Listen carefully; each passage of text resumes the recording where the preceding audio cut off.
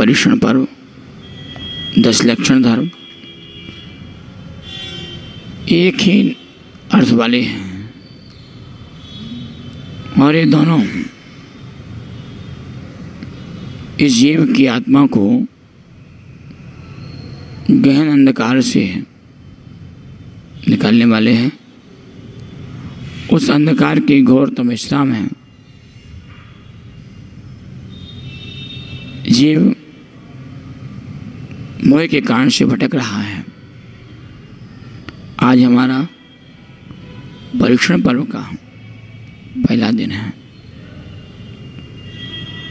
और पहले दिन में भी आचार्य भगवंतों ने उत्तम क्षमा का दिन कहा है। उत्तम क्षमा, क्षमा भी कैसी हो, उत्तम क्वालिटी की हो,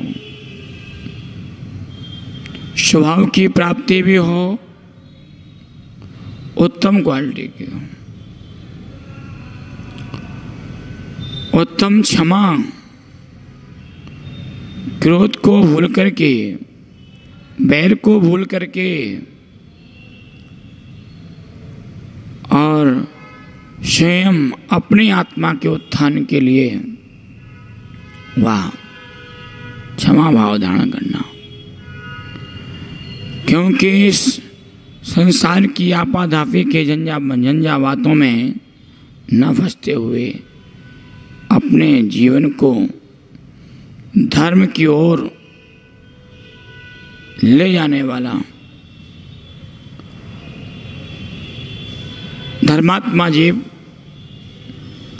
धर्म के अंतस्थ में जीने की कला को सीखता है।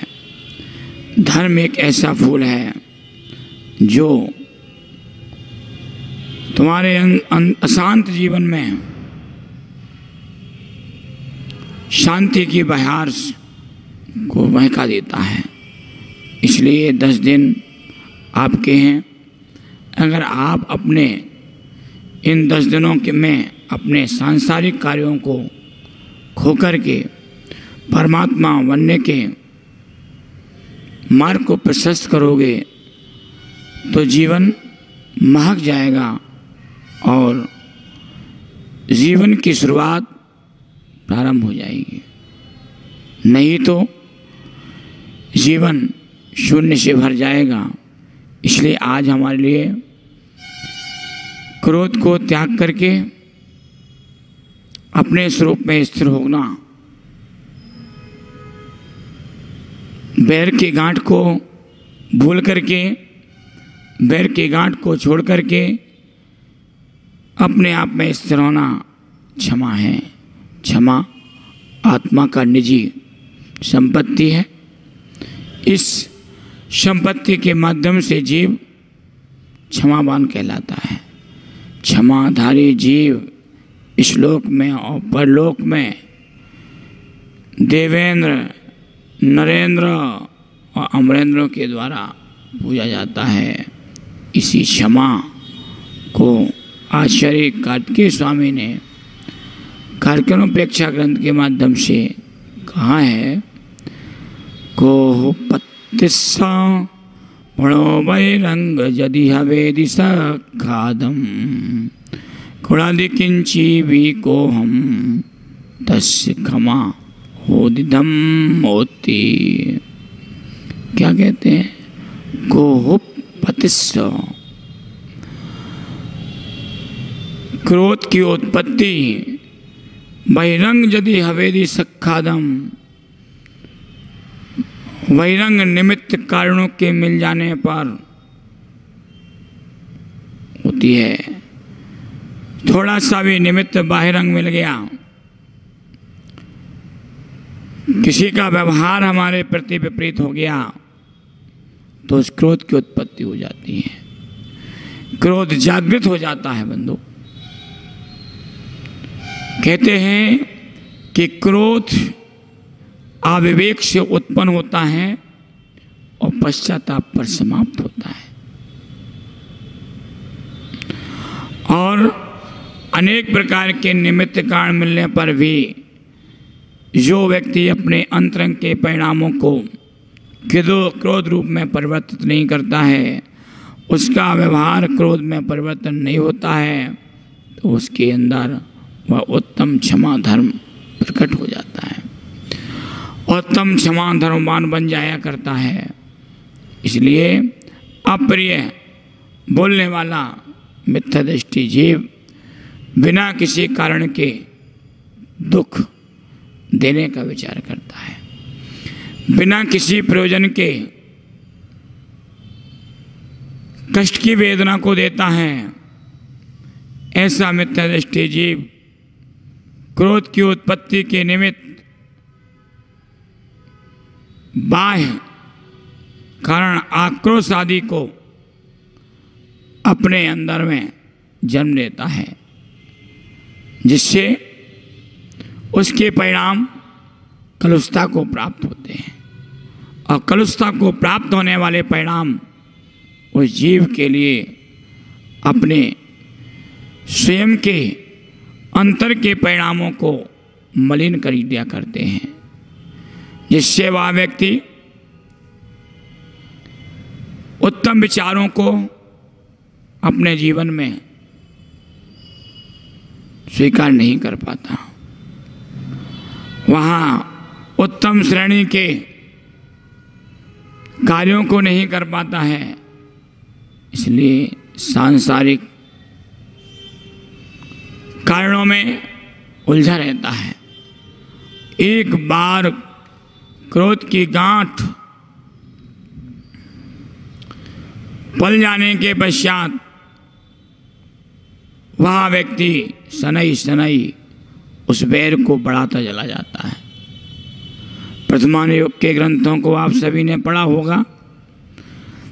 क्रोध के विषय में अपने यहाँ, बैर के विषय में अपने यहाँ भगवान पार्श्वनाथ का सबसे सुंदर उदाहरण मिलता है। एक ही माँ से जाए हुए दोनों भाई, वायुभूति और मरुभूति, साथ साथ रह करके आनंद चैन से रहते थे। वायुभूति के मन में एक बार पाप की प्रवृत्ति उत्पन्न हुई। उसने एक ऐसा अपराध कर दिया जिसके कारण से राजा ने वायुभूति को देश निकाला दे दिया। उस समय मरुभूति जो राजा का मंत्री था वह अपने नगर में नहीं था। लौटने पर उसने देखा, सुना कि हमारे भाई को देश निकाला दे दिया। वह भाई को मनाने के लिए भाई के पास गया था। उस समय तक तो भाई तापसी बन गया था, शिला को उठा करके तपस्या कर रहा था। जैसे ही मरुभूति ने अपने बड़े भाई वायुभूति के चरणों में क्षमा याचना करने के लिए मस्तक झुकाया, उसने उस शिला को उसके सिर पर गिरा दिया। इस दुष्ट के कारण से ही मुझे देश निकाला दिया गया। इस प्रकार का सोच करके उसने अनंतानुबंधी कसाई की गांठ को बांध लिया। वही बैर 10 भाव तक चलता रहा, इसलिए कि पार्श्वनाथ का जीव यानी मरुभूति का जीव पार्श्वनाथ बनकर के मोक्ष चला गया। एक पक्षीय बैर, एक ही तरफ का बैर, यह अनिवार्य नहीं कि दोनों तरफ का बैर एक साथ चले। बैर एक पक्षीय भी चलता है। किसी के प्रति बदला लेने की भावना यदि उत्पन्न हो जाती है तो वह बदले की भावना उस बैर की गांठ को बांध देता है, और बैर की गांठ से वह व्यक्ति जन्म बदला लेने का भाव बना करके रखता है और बदला लेता रहता है। बंधो, कहा जाता है कोकिला नाम स्वरूपम नारी रूपम पतिव्रता विद्या रूपम कुरूपाणाम क्षमा रूपम तपस्विना। कहते हैं कोकिलों का रूप यानी कोयल का रूप, कोयल का अपना यश दिलाने वाला कार्य उसका स्वर होता है। उसकी आवाज़ होती है। कोयल की पहचान उसके मधुर स्वर से होती है। स्त्री की पहचान पतिव्रता धर्म ही है। यदि स्त्री पतिव्रता है तो वहाँ बिना आभूषण के भी आभूषणवान सुसज्जित हुआ करती है।